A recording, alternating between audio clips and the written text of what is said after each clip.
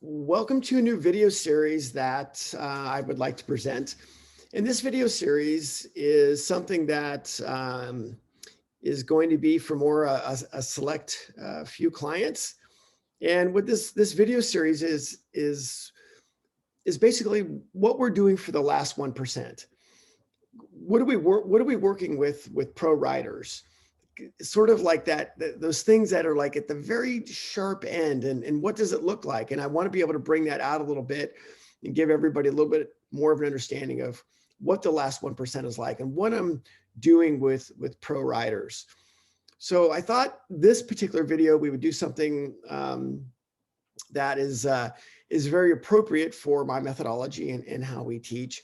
And that one simply is the slowest point of the corner. And what does the slowest point of the corner look like on data, and what does it look like actually on video? So I've got a fun little video keyed up for us on that.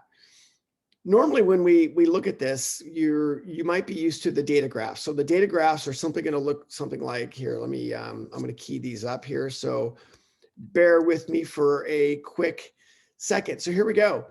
So normally when we have something like this, on the data side, we look at the slowest points of the corners. And if you have seen my other videos where we talk about how we use data, we look at the slowest points. And for instance, right, we'll look at the slowest point here. We look at the slowest points, look at the slowest points. And when we look at these slowest points, we're looking for essentially no coasting. So it's getting to the slowest point in the least amount of time, getting away from the slowest point in the least amount of time. And this is sort of what it looks like on the data graph. This data graph is actually both me riding on two very different bikes, but I wanted to highlight what the slow point looked like. And from the other video that we used with how we look at data, just a quick little refresher on that. So let's take a look now and see what that looks like actually on video. So let's bring a video up here. So let me get this keyed up here. Here's a video of me riding at UMC or Miller West, and I'm riding the FC10. And so I put the camera on the speedometer so we can see the speedometer.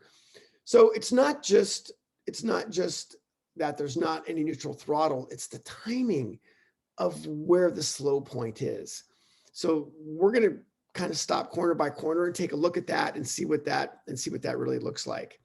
So all right, here we go. Oh, I'll turn that sound down a little bit.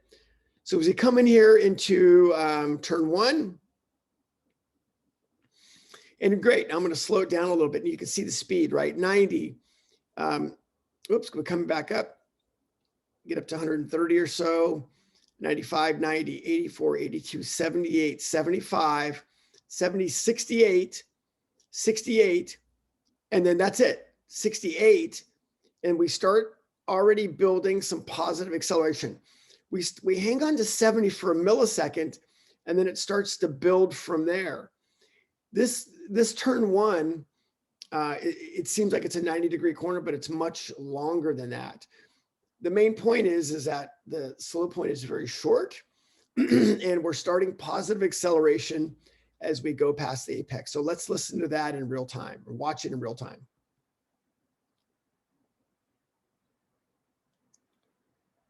And driving past the apex, the speedometer picks up. I'm going to turn the sound up just a little bit more for that one.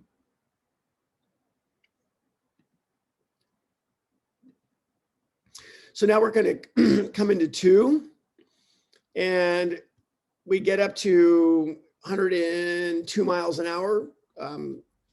Obviously, it's probably not accurate, but it gives you an idea.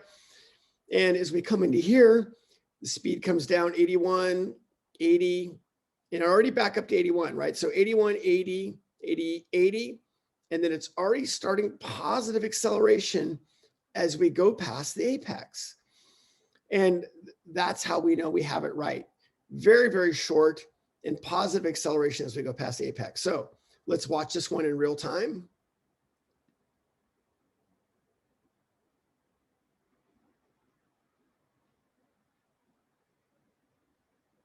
Yep, there we go. Great. So as we come down into 3, so 82, right? Look how early the slow point's back here. And it's funny because this actually leads on to the fastest part of the track. So we want to get our straightaway started as early as possible. And this is a great case where I'm just not going to rush this #1 vital point on the track. So my slow point is very early on this exit, big exit corner. So 89, 78, and then we're already sneaking the throttle open as we go past that apex. So let's watch it in real time.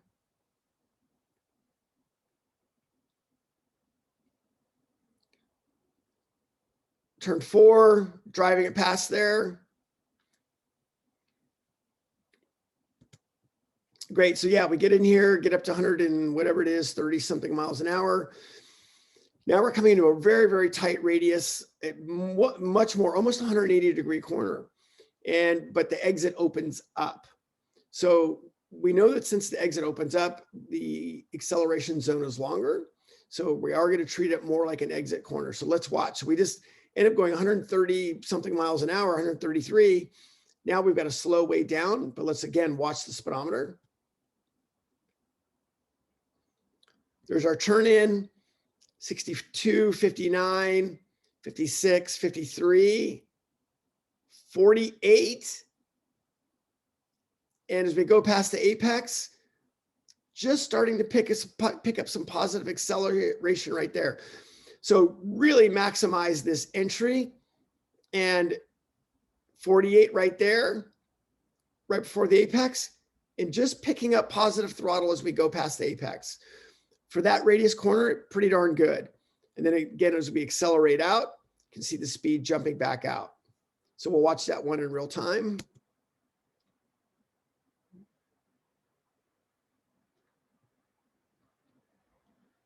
Nice. Okay. Now we have a true 180, and we have this 180 is where the turn 6 is where the exit actually is a decreasing radius on the exit. So let's watch. So what happens when we have 180s? We have an entry and an exit.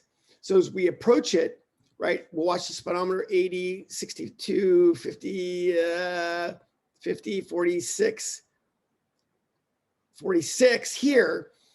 So the slowest point of this entry corner is all the way right here, which also corresponds to being early on the exit side. So yes, the brake application is carried all the way down here. The brake release is all the way down here. And now we've got direction at this point. We're starting, and we can start to build positive acceleration as we go past this apex, taking away lean angle as we get there. So again, we can watch this one in real time.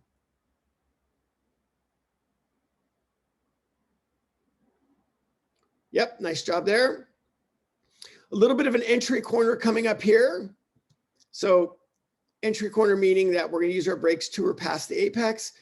And that's exactly what happens right there. So there's our apex on an entry corner, and we actually have our carrier speed right to the apex or just a few feet after the apex. And we've got a fairly diabolical set of corners here. It's kind of this triple apex thing. Great example here, right? We're going to hold our brakes to or slightly past the apex on that entry corner. A little bit of acceleration here, but now we're going to exit this part of the corner, and now we're going to have this is going to be treated as an exit corner. So again, we watch the speedometer. Our slowest speed comes down here, and we start to build throttle as we go past the apex.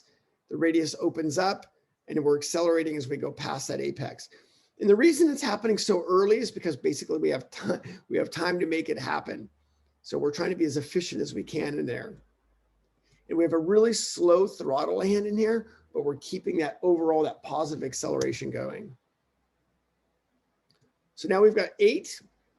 Same there. It's actually a fairly balanced corner, but we want to be driving it past the apex. So as we get into here,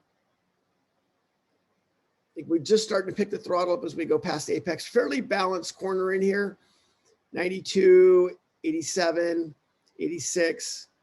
Now we're starting 87, 88 as we go past the apex. Pretty close to the apex there. But again, because that is a fairly balanced corner, that makes perfect sense. But again, you're just seeing it go right to that 87 and then 86 and then right back up again. Turn 9 here, again, a very long radius corner. It's another one where we can, we're trying to maximize efficiency there, carrying the brakes down into the slowest point and driving off. So we'll see how I do here. 70, 67, 66. And yeah, look how early I got that done. So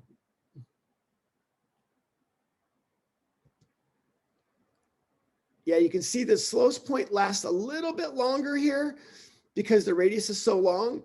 But again, we're trying to make it as short, as efficient as possible. Yeah, and not a bad job there with that one.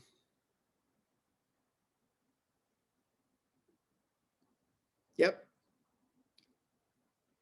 We have another very tight 180 coming up here.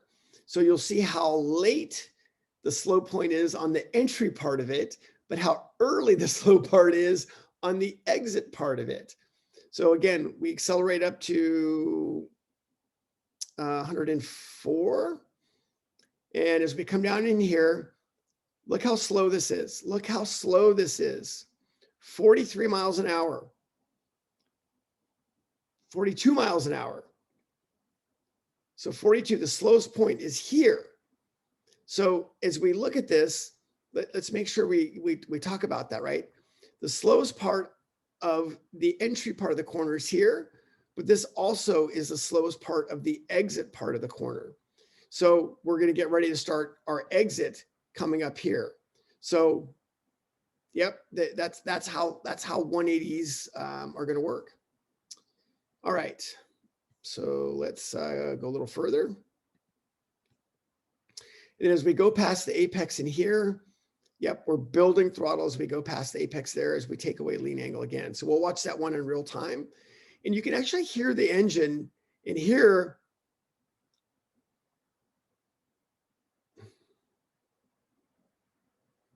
Basically no neutral throttle.